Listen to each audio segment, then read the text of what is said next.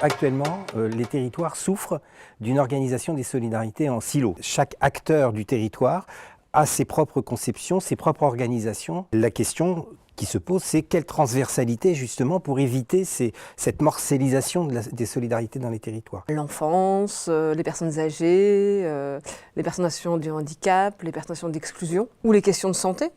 On voit qu'il y a des ponts à faire entre ces différentes populations autour de la question de la vulnérabilité et que chacun peut en dire quelque chose, créer, inventer.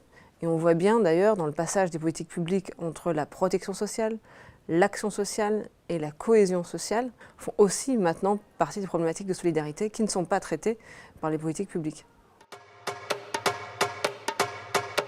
L'idée de ce master, c'est de partir des préoccupations sur les territoires, des habitants et de voir comment on co-construit avec eux des solutions. Les solidarités, de toute façon, c'est la combinaison d'un ensemble de données et le pari qu'on fait, c'est de travailler justement avec le groupe en formation pour construire peut-être une définition propre des solidarités. On pense que quelque chose peut se faire, on peut matcher finalement entre ces différentes conceptions des solidarités pour construire une cohérence territoriale dans un projet commun.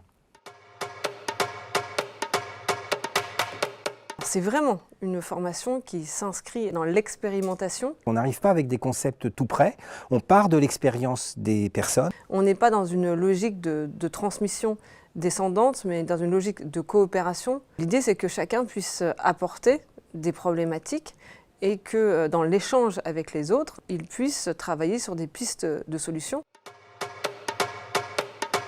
Quand on parle solidarité, on a tout de suite tendance à penser politique sociale. Alors là, forcément, Ascoria apporte sa compétence de ce côté-là. Sciences Po, en sciences politiques, apporte aussi sa compétence du côté de la manière de gouverner les territoires. L'intérêt, c'est d'avoir avec le HESP une approche santé à la fois sanitaire et sociale au sens de la définition de l'OMS. Mais on aimerait encore aller plus loin, notamment du côté du monde de la culture, sur des problématiques d'alimentation, économique, etc. Donc on voudrait vraiment croiser pour vraiment casser cette logique de silo. Mais l'intérêt de la grande école des solidarités, c'est justement nous apporter cette base-là.